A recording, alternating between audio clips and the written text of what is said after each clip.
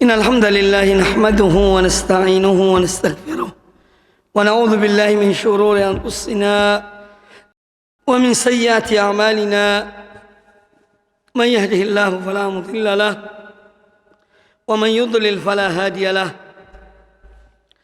وأشهد أن لا إله إلا الله وحده لا شريك له وأشهد أن محمدا عبده ورسوله يا أيها الذين آمنوا اتقوا الله حق تقاته ولا تموتن إلا وأنتم مسلمون يا أيها الناس اتقوا ربكم الذي خلقكم من نفس واحدة وخلق منها زوجها وبث منهما رجالا كثيرا ونساء واتقوا الله الذي تساءلون به والأرحام إن الله كان عليكم رقيبا يا أيها الذين آمنوا اتقوا الله وقولوا قولا سديدا يصلح لكم أعمالكم ويغفر لكم ذنوبكم ومن يطع الله ورسوله فقد فاز فوزا عظيما أما بعد.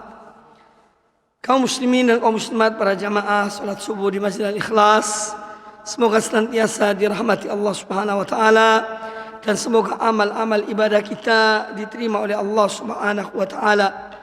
Ar-Rasul alaihi salatu wassalam, setiap pagi beliau selalu berdoa memohon kepada Allah Subhanahu wa taala tiga hal.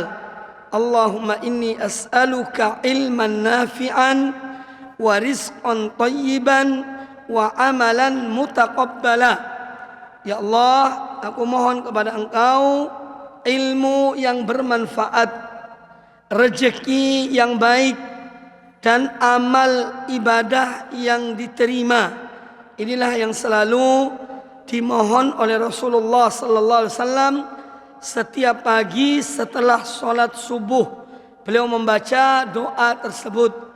Maka tentu kita juga sudah seyogianya untuk selalu mohon pada Allah Azza wa Jalla tiga hal tersebut sebelum kita memulai aktivitas kita. Kita mohon ilmu yang bermanfaat, rezeki yang baik, yang halal, dan amal ibadah yang diterima oleh Allah Subhanahu wa ta'ala. Pada kesempatan yang baik ini saya ingin menguraikan sebuah hadis Nabi sallallahu alaihi wasallam berkaitan dengan bimbingan beliau, arahan beliau tentang moral dan akhlak, yang tentu ini ada kaitannya dengan akidah kita, keyakinan kita kepada Allah Subhanahu wa ta'ala.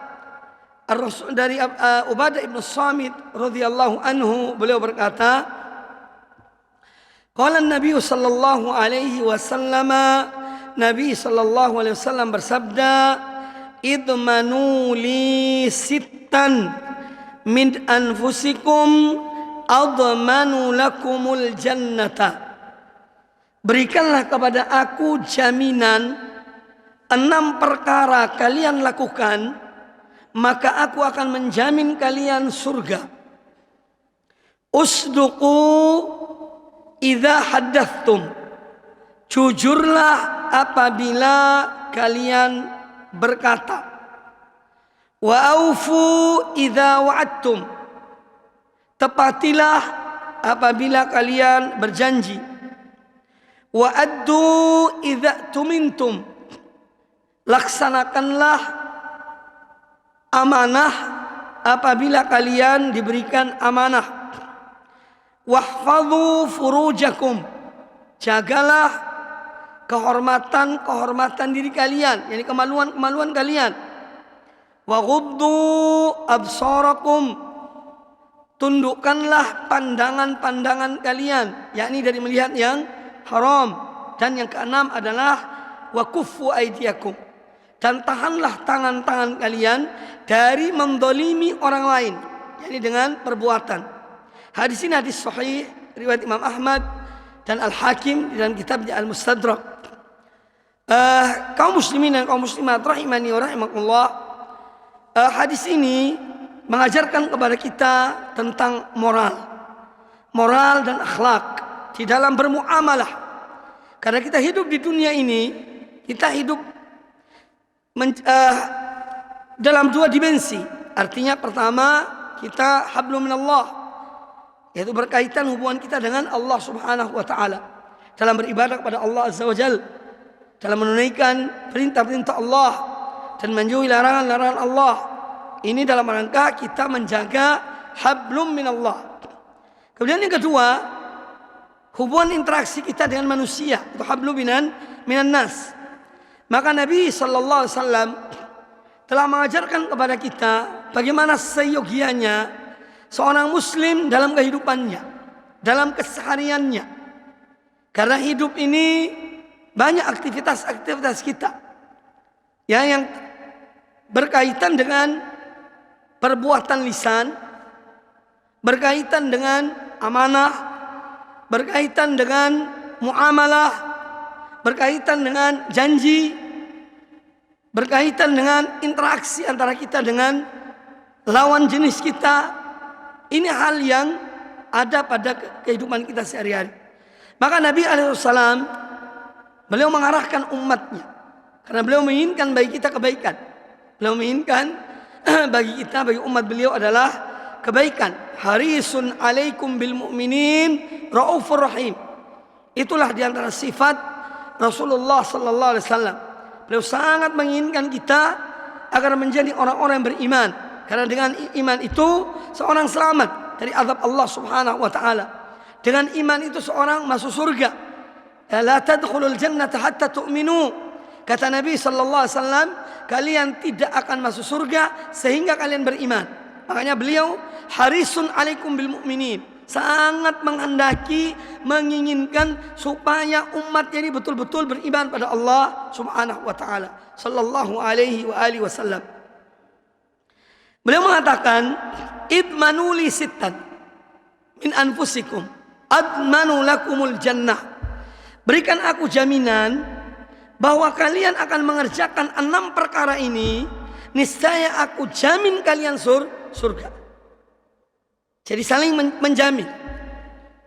Rasul alaihissalam akan memberikan syafaatnya, akan membela seorang hamba yang melaksanakan 6 perkara ini. Perkaranya sederhana dalam hubungan interaksi antara kita dalam kehidupan kita sehari-hari. Yang pertama, kata beliau sallallahu alaihi wasallam, usduqu idza haddatstum. Jujurlah apabila kalian berbicara. Lisan ini sebagaimana dikatakan tidak bertulang. Lisan ini sesuatu yang anggota badan seluruhnya mengeluh karena lisan ini.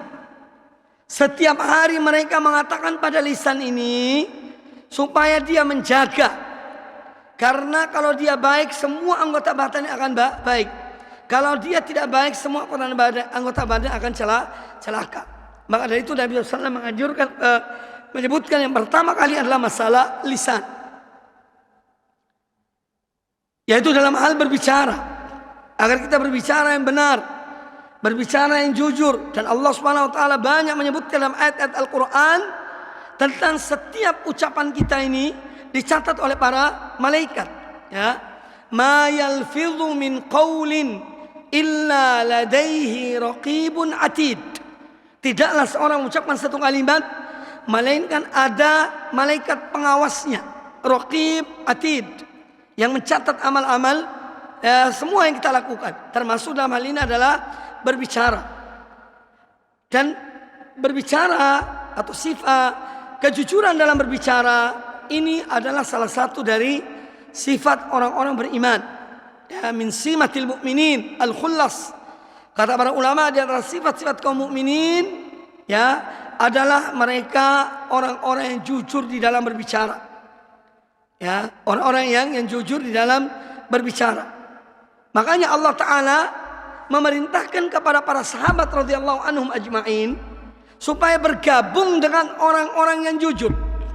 Wa kunu ma'as sadiqin. Bergabunglah kalian bersama orang-orang yang jujur. Karena sifat dusta itu salah satu di antara sifat-sifat kaum munafikin. Jadi dusta itu salah satu di antara sifat kaum munafikin. Ya. Allah Ta'ala menyebutkan dalam banyak ayat. Ya. Wa idza qila lahum la tufsidu fil ardi qalu innama nahnu muslihun ala innahum humul mufsiduna. Ya, walakinnahum la yash'urun. Jadi kalau dikatakan begini, mereka jawabnya begini. Dibilang jangan kamu kerusakan. Kata mereka, kami ini orang-orang yang berbuat islah, berbuat perbaikan. Padahal mereka munafikin. Membuat kerusakan dibilang membuat kebaikan. Jadi selalu berdusta. Itu diantara sifat orang-orang munafikin.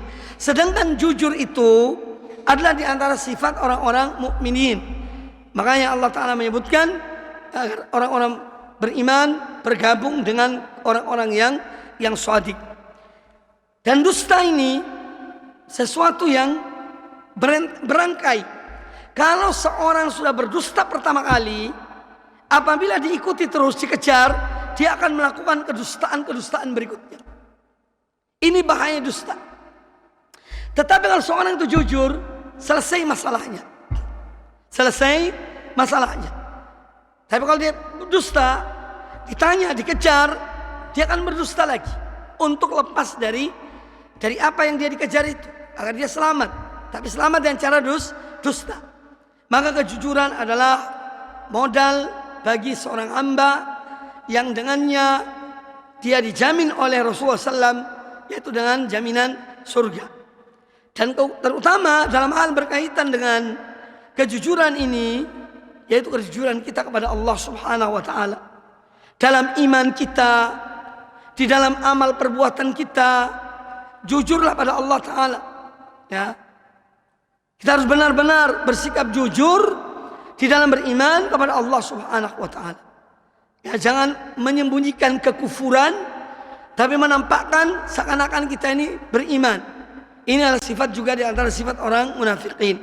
Maka iman pada Allah Ta'ala ini memerlukan kejujuran yang sebenar-benarnya, ya, dibandingkan dengan yang lainnya.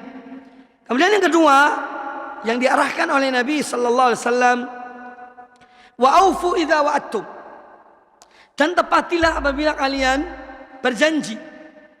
Janji ini adalah sesuatu yang selalu ada dalam kehidupan kita. Janji kita pada istri, pada anak, pada tetangga, atau yang lainnya, kepada teman berniaga.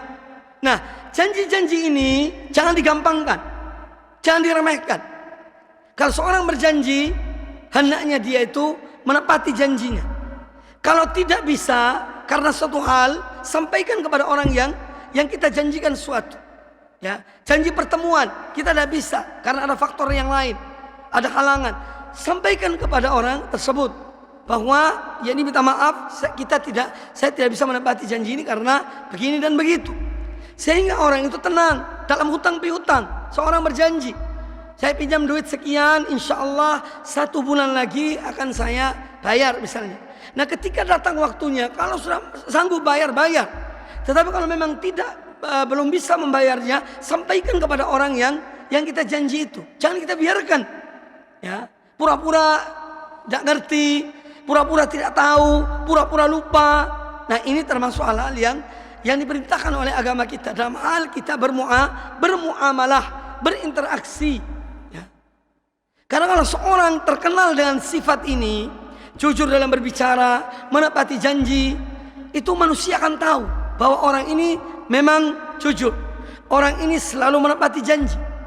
Sehingga kalau dia mungkin suatu saat tidak menepati janji, ya orang akan mengatakan kemungkinan dia dalam keadaan begini, kemungkinan dia berhalangan. Karena apa? Sudah terbiasa dengan sifat-sifat yang baik ini. Dan Allah perintahkan dalam Al-Quranul Karim, wa aufu bil uqud, dan tepatilah akad-akad kalian, janji-janji kalian. Itu diperintahkan oleh Allah untuk kita menepatinya. Kemudian yang ketiga, kata Nabi Sallallahu Alaihi Wasallam, wa'addu idza tumintum, wa'addu idza tumintum, yakni laksanakanlah, tunaikanlah, sampaikanlah suatu amanah apabila kalian diamanahkan.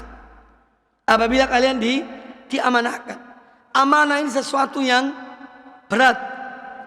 Orang yang menggampangkan amanah ini adalah menunjukkan satu perangai yang sangat buruk. Lawan dari amanah adalah khianat. Ya, lawan dari amanah adalah khianah. Dan khianat ini sifat yang sangat tercela. karena jeleknya khianat, maka Nabi SAW mengatakan kepada kita, wala takhun man khonaka.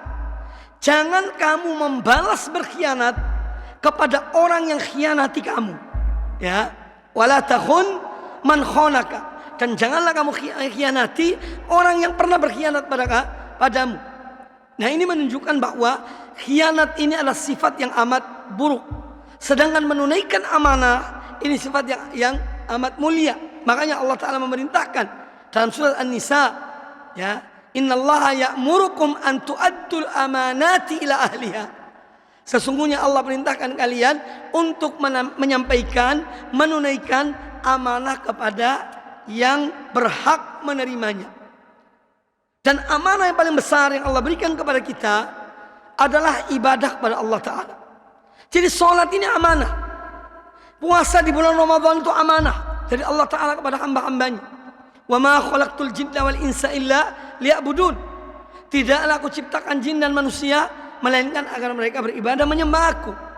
Maka orang yang tidak beribadah pada Allah Ta'ala, ini termasuk bagian dari satu pengkhianatan. Suatu pengkhianatan. Tahu tentang wajibnya sholat, tetapi dia tidak mau sholat. Tahu tentang wajibnya puasa di bulan Ramadan, tapi dia meninggalkan puasa. Dan seterusnya dari amal-amal yang kewajiban-kewajiban yang Allah wajibkan kepada kita. Jadi amanah terbesar yang Allah pikulkan pada kita adalah amanah ibadah pada Allah Subhanahu wa Ta'ala. Kemudian yang lainnya, ya, termasuk rumah tangga, keluarga kita adalah amanah. Ya, ketika seorang menikah, maka beralih amanah itu dari orang tua si wanita kepada suami. Nanti Allah berikan anak kepada mereka. Anak ini adalah amanah. Selain nikmat dari Allah Ta'ala, anak juga adalah amanah yang akan dimintai pertanggungjawabannya di hari kiamat kelak. Jadi amanah ini besar dan banyak. Jangan kita gampangkan, jangan kita remehkan.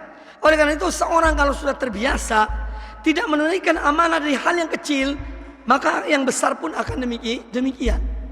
Oleh karena itu kita harus membiasakan diri kita ketika kita diamanahkan suatu, ya, kita sampaikan pada orang yang kita diamanahkannya.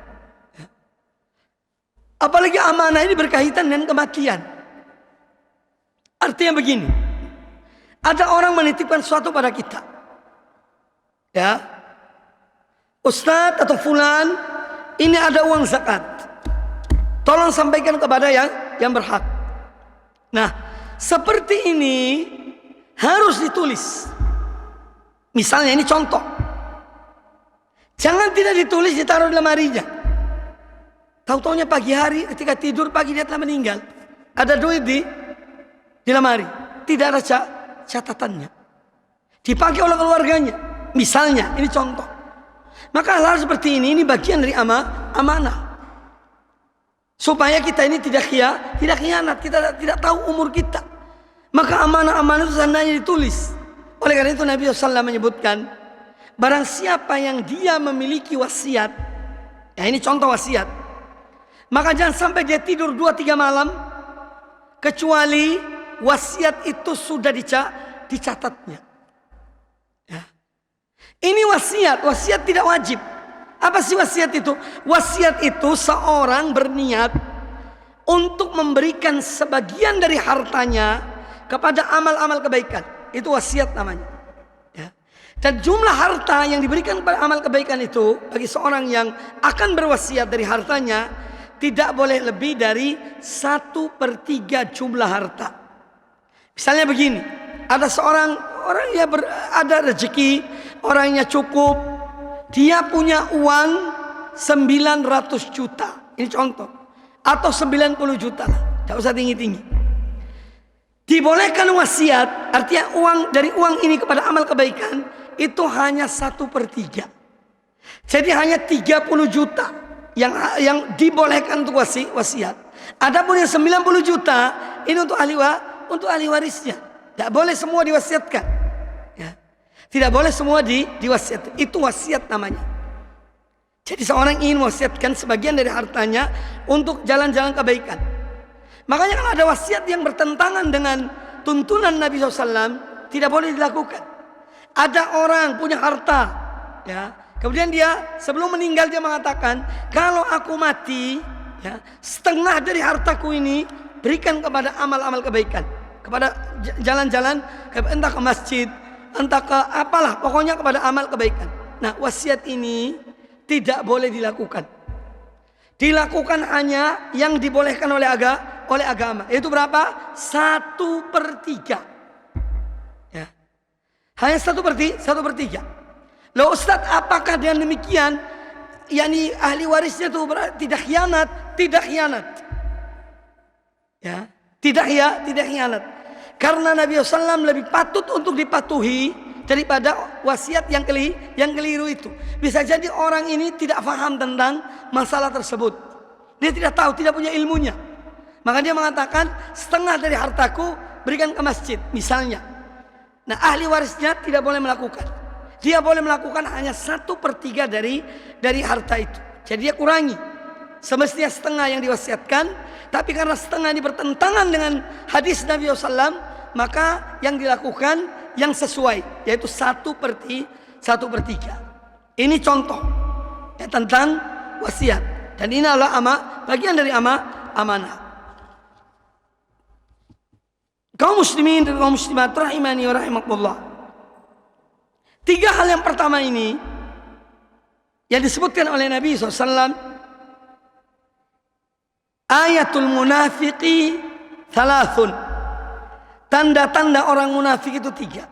Yang ini antara ciri orang munafik itu 3. Idza haddatsa kadzaba. Kalau dia berbicara dia berdusta. Wa idza wa'ada akhlafa. Kalau dia berjanji dia menyelisih janjinya. Wa idza tumina khana. Dan apabila dia diberikan amanah dia khianat. Ya, jadi 3 perangai pertama, ya ini diantara kalau seorang yang menyelisihinya berarti dia memiliki salah satu dari sifat orang munafik. Meskipun dia tidak mesti dikatakan bahwa dia munafik, tidak. Tapi dia telah memiliki perangai dari orang munafik. Kemudian yang keempat yang diperintahkan oleh Nabi SAW, wahfadhu furujakum. Jagalah, peliharalah kehormatan kalian. Ya, ini amanah atau perintah Nabi SAW ini semenjak 1400 tahun yang lalu. Ya, tidak seperti zaman ini. Dahulu seorang menjaga kehormatan dirinya. Ya, itu sudah dipesan oleh Nabi SAW. Jagalah kehormatan kalian. Ini kemaluan kalian. Untuk tidak menyimpang dari jalan Allah Subhanahu wa ta'ala. Nah, kita hidup di zaman fitnah. Banyak godaannya. Banyak fitnahnya. Dan fitnah itu di saku-saku kita. Sekarang anak-anak kecil, misalnya dia akan lihat, jangankan anak kecil, ya, atau orang besar, akan melihat gambar porno, film-film yang tidak sepatutnya, itu di sakunya. Bisa. Tapi ketika seorang ada rasa takut pada Allah Ta'ala, walaupun manusia tidak melihat, tapi Allah melihat, maka dia akan menjaga kehormatan dirinya. Menjaga kehormatan diri itu dengan apa? Menjaga sebab-sebab terjerumus dalam kemaksiatan itu. Makanya Allah Ta'ala mengatakan, wala taqrabu az-zina. Jangan kamu mendekati perbuatan zina. Artinya perbuatan-perbuatan yang mendekatkan diri, menjerumuskan diri kalian pada zina, jauhilah. Ya, jauhilah. Salah satunya adalah dengan, yaitu melihat yang diharamkan oleh Allah Ta'ala. Ya. Nah, kita hidup di zaman fitnah, zaman penuh godaan. Maka seorang kalau dia tidak bisa menjaga dirinya, dia tidak bisa mengendalikan dirinya, dengan mudah terjerumus dalam kemaksiatan itu. Ya.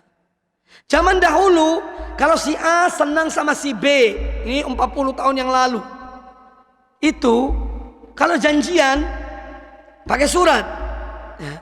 Ini bukan pengalaman loh, ini ya realita. Ya, pakai surat, kirim surat, nanti fulanah kita ketemu nanti di apalah misalnya gitu. Datang dia jam sekian, datang orang yang tidak ada. Orang yang tidak ada pulang, waduh tunggu-tunggu tidak ada, kesuwen pulang. Itu dulu, sekarang ini. Sebentar ya, aku sekarang di sini, tunggu kamu di sana. Di mana tempatmu? Oh saya di posisi ini dan seterusnya. Ya, Jadi sarana-sarana ini sangat membuka peluang untuk kalau seorang tidak mampu mengendalikan dirinya akan terjerumus dalam maksiat, terjerumus dalam zina. Naudzubillah min dzalik, dengan sarana yang ada ini. Maka yang paling patut kita tanamkan dalam hal ini adalah ketakwaan kepada Allah Ta'ala. Tanamkan pada anak-anak kita. Ayahmu tidak lihatmu wahai anak, ibumu tidak lihatmu wahai anak, tapi Allah Subhanahu Wa Ta'ala melihat. Allah Subhanahu Wa Ta'ala melihat dimanapun kamu berada, ya, sendirian atau dengan orang lain, Allah Maha mengetahui. Maka takutlah pada Allah Ta'ala. Nah, ini di antara hal-hal yang patut kita sampaikan kepada anak-anak kita. Sekarang kebobrokan moral, masalah narkoba, masalah zina, masalah kebebasan seksual, ini yang dihadapi. Ini yang dihadapi. Ya. Cuma kita banyak tidak tahu, tapi mereka para aparat, ya para ini tahu mereka tempat ini tempat berzina, tempat ini dan seterusnya. Ya. Nah, jadi oleh karena itu hendaknya menjauhkan anak dari atau menjauhkan diri kita dari sebab-sebab yang menjerumuskan kepada perbuatan yang keji yang diharamkan oleh Allah Subhanahu Wa Ta'ala. Nah, orang yang menjaga kehormatan dirinya, ini salah satu yang dengannya dia dijamin oleh Nabi Sallallahu Alaihi Wasallam untuk memberikannya surga Allah Subhanahu Wa Ta'ala. Kemudian yang berikutnya, yang kelima, kata Nabi SAW, wa ghuddu absarakum, tundukkanlah pandangan-pandangan kalian. Ini salah satu sebab utama terjadinya perbuatan keji karena tidak terkendalinya pandangan. Banyak maksiat terjadi. Sebab utama karena mata ini. Ya. Karena mata. Makanya Allah Ta'ala mengatakan ya, kepada Nabi SAW dalam Al-Quranul Karim, Qul lil mu'minina yaghuddu min absarihim wa yahfadhu furujahum. Katakanlah wahai Muhammad kepada orang-orang beriman, hendaklah mereka menundukkan pandangan-pandangan mata mereka, artinya dari yang haram, dan jagalah kemaluan-kemaluan mereka. Allah hubungkan antara mata dengan kemaluan dalam ayat Al-Quranul Karim dengan jelas. Allah mengatakan demikian. Katakanlah pada orang-orang beriman, tundukkanlah pandangan mereka dan jaga kehormatan diri mereka. Kemudian kepada kaum mukminat juga begitu. Wa qul lil mu'minati yaghdudna min absarihinna wa yahfadna furujahunna. Dan katakanlah wahai Muhammad kepada wanita-wanita mukminat, hendaklah mereka menundukkan pandangan-pandangan mata mereka dan menjaga kehormatan-kehormatan diri mereka. Ya. Makanya orang yang mampu menahan pandangannya, insya Allah dia dilindungi oleh Allah Ta'ala dari terjerumus dalam perbuatan yang keji. Ya. Jadi melakukan perbuatan yang keji. Sekarang kita lihat ada film-film, ada kadang-kadang ada orang artis dan lain sebagainya, laki atau perempuan, muncul di YouTube dalam waktu 5 menit, 10 menit. Apakah seorang mengira bahwa dia tidak terfitnah dari gambar-gambar itu? Nanti ngomong, ya kan yang penting tergantung niat. Ya niat yang baik tidak mungkin mengeluarkan jadi perbuatan yang buruk. Ya. Dan kita ini tidak menyadari betapa syaitan menginginkan agar seorang hamba terjerumus dalam perbuatan yang keji. Jadi intinya bahwa poin yang kelima yang diperintahkan oleh Nabi Sallallahu Alaihi Wasallam, yaitu sebab terjerumus ke dalam perbuatan zina adalah salah satunya dengan tidak menahan pandangan mata seseorang. Kemudian yang keenam, kata beliau Sallallahu Alaihi Wasallam, wa kuffu aydiyakum, tahanlah tangan-tangan kalian, yakni dari mendolimi orang lain. Perbuatan kezaliman ada dua. Kezaliman dalam bentuk ucapan, lisan, dan kezaliman dalam bentuk perbuatan. Dua-duanya harus dihindari. Kata Nabi Sallallahu Alaihi Wasallam, al-muslimu man salima al-muslimuna min lisanihi wa yadihi. Orang muslim yang hakiki itu orang muslim yang mana kaum muslimin terlindung dari kejahatan lisannya dan kejahatan tangannya. Maka kezaliman ada dua macam. Mendolimi seorang muslim itu hukumnya haram, baik dengan lisan dalam bentuk perkataan maupun dengan perbuatan. Ya. Nah, Nabi SAW memerintahkan kita untuk apa? Untuk menjaga lisan, menjaga tangan-tangan kita dari mendolimi orang lain. Karena apa? Ini ada kaitannya dengan akhirat.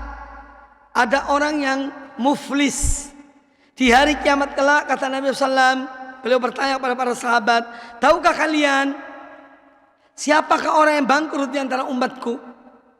Kata mereka, orang yang bangkrut itu orang yang tidak punya harta, tidak punya dinar dan dirham. Itulah orang bangkrut.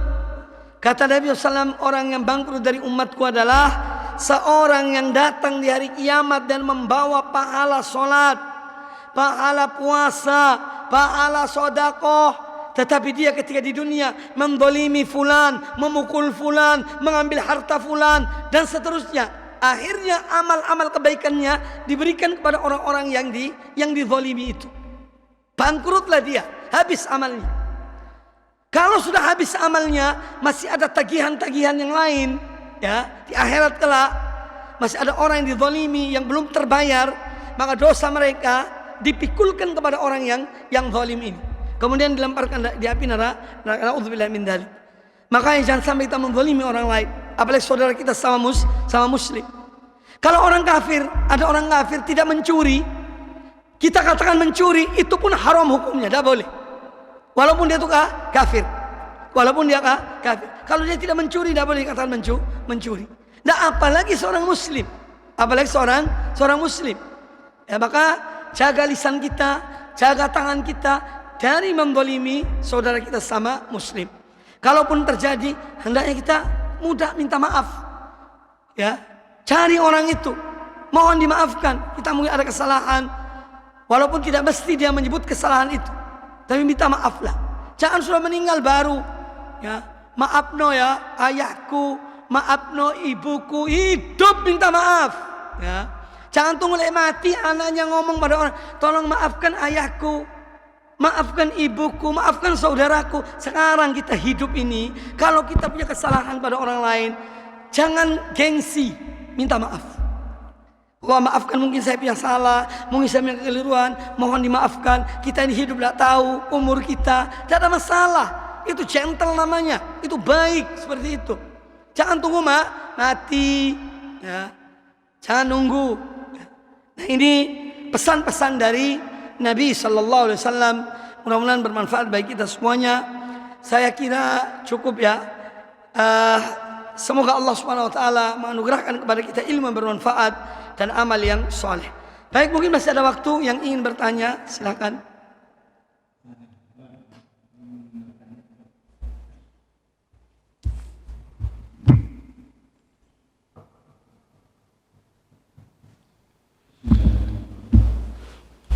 Assalamualaikum warahmatullahi wabarakatuh. Assalamualaikum. Mau tanya Ustaz, mengenai mendolimi orang muslim haram. Terus bagaimana yang mendolimi sama-sama muslim seperti kasusnya itu Ustaz Nadir dengan membantu itu. Tolong diuraikan seperti itu. Mohon maaf. Assalamualaikum warahmatullahi wabarakatuh. Assalamualaikum. Yang ditanyakan oleh beliau yang jelas secara umum, ya, kita tidak bicara masalah orang perorangan. Intinya bahwa memang mendolimi seorang muslim hukumnya adalah haram, ya. Dan orang yang mendolimi orang tersebut, ya, ini akan bertanggung jawab di hadapan Allah Subhanahu Wa Taala. Allah yang akan menghisap mereka. Allah akan menghisap mereka. Itu orang-orang yang zalim. Janganlah orang zalim mengira bahwa mereka itu terbebas dari kezaliman, tetapi keadilan ada dan akan ditegakkan di hari kiamat kelak. Alaihissallahu bi ahkamil hakimin. Allah, bukankah Allah dia yang seadil-adilnya hakim? Maka di hari kiamat kelak semua akan dipenuhi oleh Allah Subhanahu Wa Taala. Ya, tidak ada sedikit pun yang tertinggal. akan dibalas oleh Allah Subhanahu wa taala. In khairan fa khairun wa in syarran fa syarrun. Kalau baik ya baik, kalau buruk ya akan dibalas dengan apa yang Allah kehendaki dari keburukan itu. Kemudian di antara hikmah ketika seorang dizalimi itu ya sisi hikmah dari orang terzalimi itu yaitu Allah mengampuni dosanya. Allah mengampuni dosanya ya. Selain dari doanya terkabul, karena orang terzalimi itu doanya terkabul. Makanya kata Nabi SAW, ittaqi da'watal mazlum. Takutilah kalian, hati-hatilah kalian, waspadalah kalian dari doanya orang yang terzalimi. Fa innahu laisa bainahu wa bainallah hijab. Karena tidak ada hijab antara doanya orang terzalimi dengan Allah Subhanahu wa taala.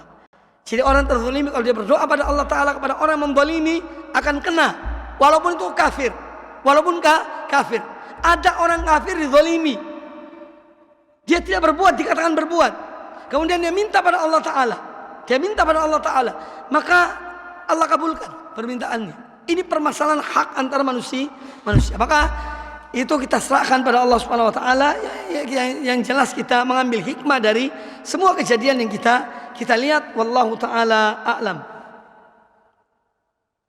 Ada pertanyaan? Silakan.